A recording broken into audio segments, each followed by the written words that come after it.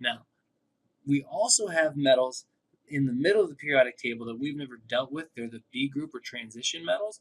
They can do some interesting things, and you will see them in chemical compounds sometimes, and we will deal with them when we're using them in chemical reactions. So we need to be a little bit familiar with these.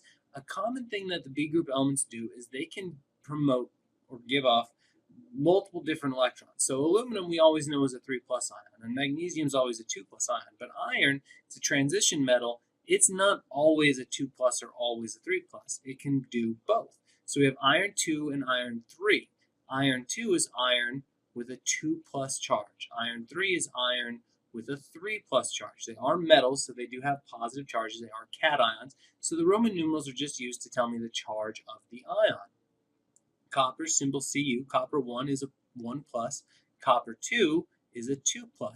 Titanium, 3+, or titanium 4+. So it's cool that some of these transition metals can actually be very, very positive, more positive than we think of our metals usually being when they form ions.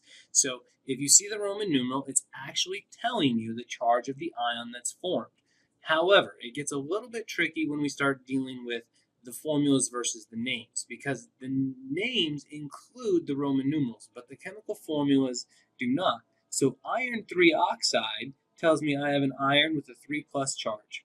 Now oxygen always has a 2- charge. It's a nonmetal, it has 6 valence electrons, it has a spot for 2. So iron 3 oxide has the chemical formula Fe2O3, and I just cross my charges to get that. Iron 2 oxide, well, iron is a 2+ here because it says iron 2. Oxygen is always a 2- ion, which means I only need one of each because a 2+ balances a 2-, so that's FeO. So iron 2 oxide has the chemical formula FeO. Iron 3 oxide has the chemical formula Fe2O3.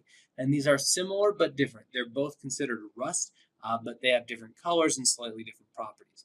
Now iron hydroxide here, you'll notice I didn't put a Roman numeral in it, and I should, but I don't know what it is just by looking at that formula. I have to stop and think about it. If I look at this, I do know hydroxide, OH, is the ion with a 1- charge. I'm going to go ahead and write that 1 for now.